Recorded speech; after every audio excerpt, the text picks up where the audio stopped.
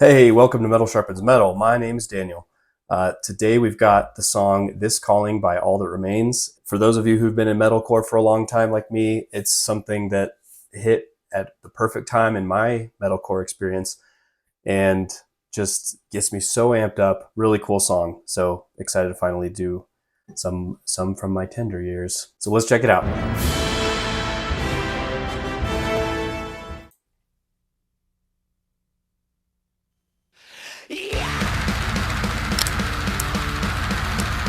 Oh man, the best intro.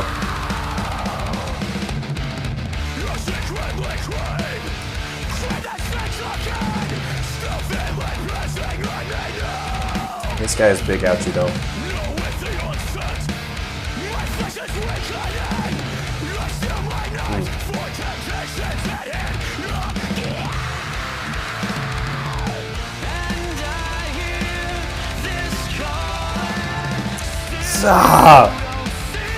Just one of the best choruses ever.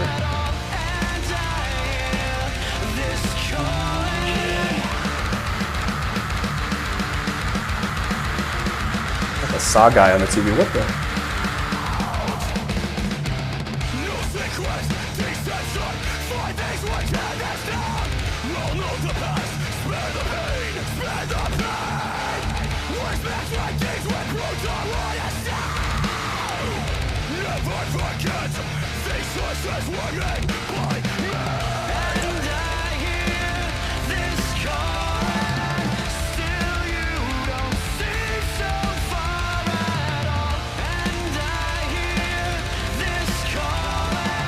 Double bass.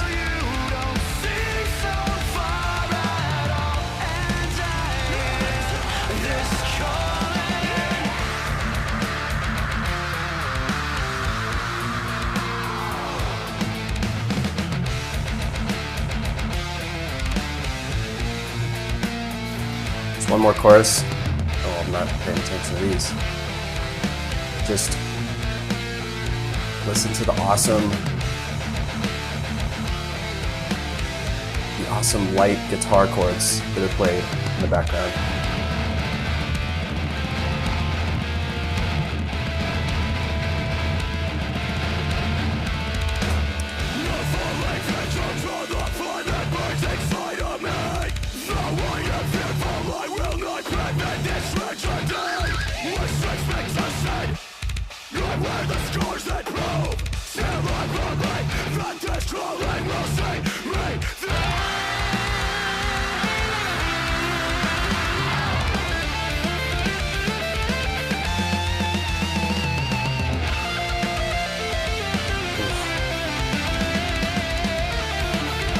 Every solo on this album is epic.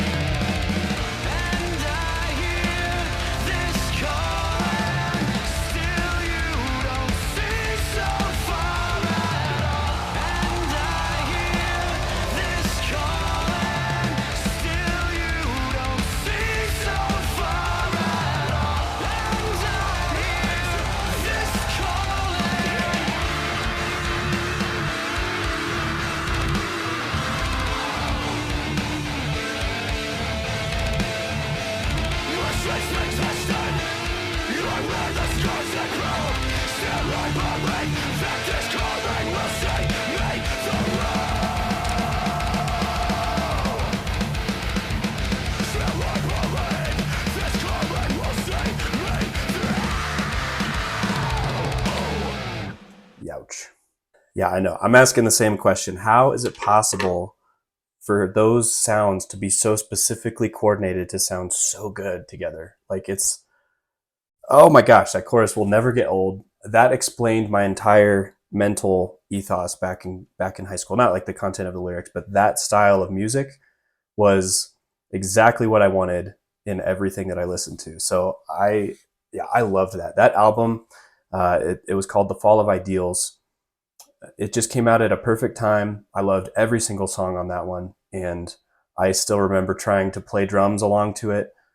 Probably sounded like absolute doo-doo, but I was so just amped on everything that was going on that record. And their drummer, I think I got to briefly shake his hand at a concert. I was like, dude, I really appreciate your double bass work, man. It's so awesome. All his fills, I tried to replicate. I tried to figure out exactly what he was playing. It was just the best. It all grooved so well. So the lead singer, his name is Phil Labonte. Phil's voice was just right on point. He had a great range, very powerful dynamics. So I had found them somehow back in the day when their album This Darkened Heart was out, the one right before this album. And it was pretty good, but there was something kind of missing. They ended up getting a new drummer because they were like, hey, we need someone who can play double bass a lot faster. So we have to play it perfectly every time? No, Burley, play it unperfectly. You mean imperfectly? I mean perfectly. And then this guy was like, all right, hold my drumsticks, but don't, because I need to use those to do the thing that you want. But they got exactly what they were looking for. Like I said, that the airy guitar arpeggios in the chorus under those soaring vocals is just perfect metalcore. Perfektenschlag. And the singing over that chorus was kind of that halftime feel, like he was singing slower, but then you have the like underneath it, and it made it sound that much faster. Just a perfect combination, a perfect juxtaposition there. Back in my younger years, that double bass actually probably was the fastest thing I'd ever heard till that point. So the guitarist that you saw play the solo, his name was Ollie Herbert. He tragically died several years back. He was a huge driving force in the band and definitely had some like neoclassical influences.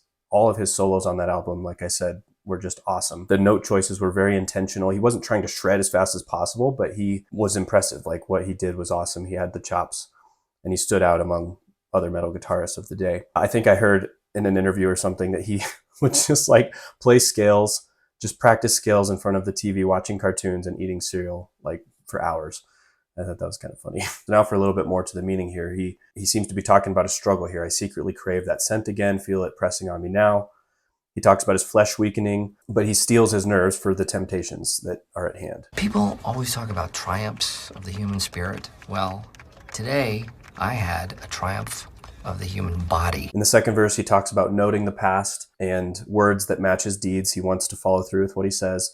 And here's something that I was glad to see. Never forget these choices were made by me. Good on him for taking responsibility. So we see Phil obviously describing a struggle with what seems like his besetting sin that he's trying to fight against. You know, in some songs, it was so common for people to be like, everything around me is difficult. The challenges are overwhelming. I'm okay.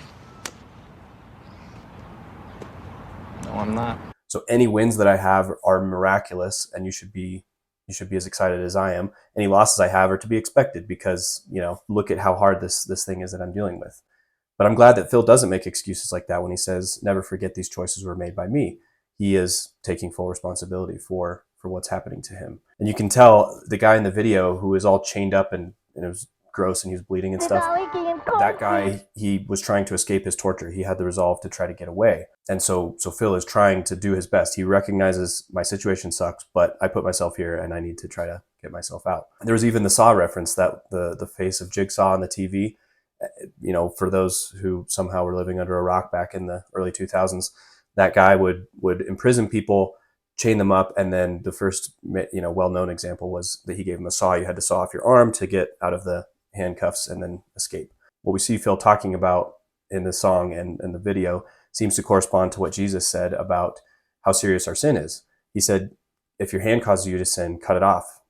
If your eye causes you to sin, pluck it out, because it's better to lose a little bit of your body than to have your whole body cast into hell. And then in the epic chorus, he says, I hear this calling. Still, you don't seem so far at all.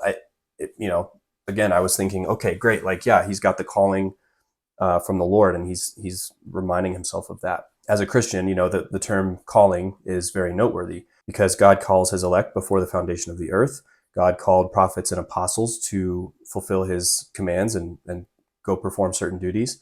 And every Christian today has a calling on their life to love God with all their hearts and to love those around them. With that in mind, you know, I had this vision of the song where the Christian was remembering his calling from the Lord, trying to remind himself of those truths and work to fight against his sin. Unfortunately, you know, not all dreams can come true.